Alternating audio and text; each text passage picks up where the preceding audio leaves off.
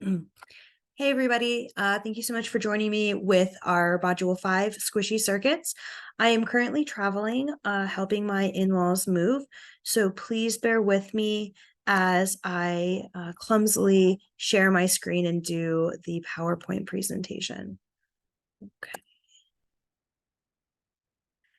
So I decided to do squishy circuits because it sounded like a lot of fun. And since I don't have an age group that I'm connected with, plus since I'm traveling, I thought that it would be neat to get my family involved in it as well.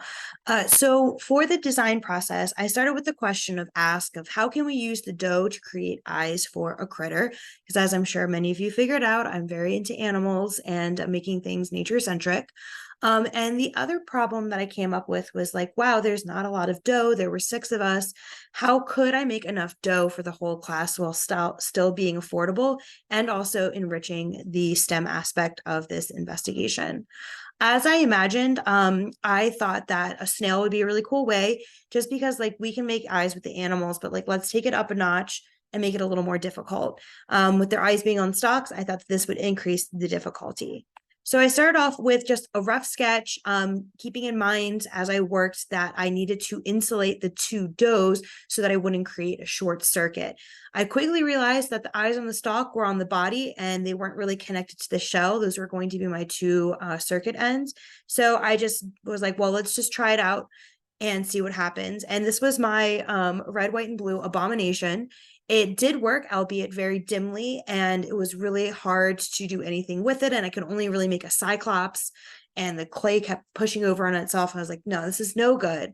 So I went back to the plan and I was thinking about the circuit LED and how one LED was longer than the other and kind of played off that strength of the wiring. And I made a second little guy, and it was very reminiscent of Sid the Sloth from Ice Age. So I was like, okay, we can make this a snail. And finally, I got my last iteration, which is the guy you see on the screen there. And he does, in fact, light up, albeit it is terrifying. It is like the creature from your nightmares, maybe mine. Oh, seeing getting a little dry there. But yeah, so had a lot of fun improving that snail design and making the eye stalks actually look like snail eyes instead of a sloth.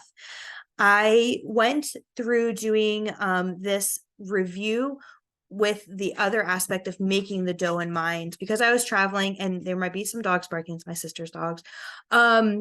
Since I was traveling, I wasn't able to execute the actual practice of making the dough, but I thought it would be cool to provide the flour, but also to include things other than salt so students could experiment with like sugar or sand and baby powder, see if those things worked just as well.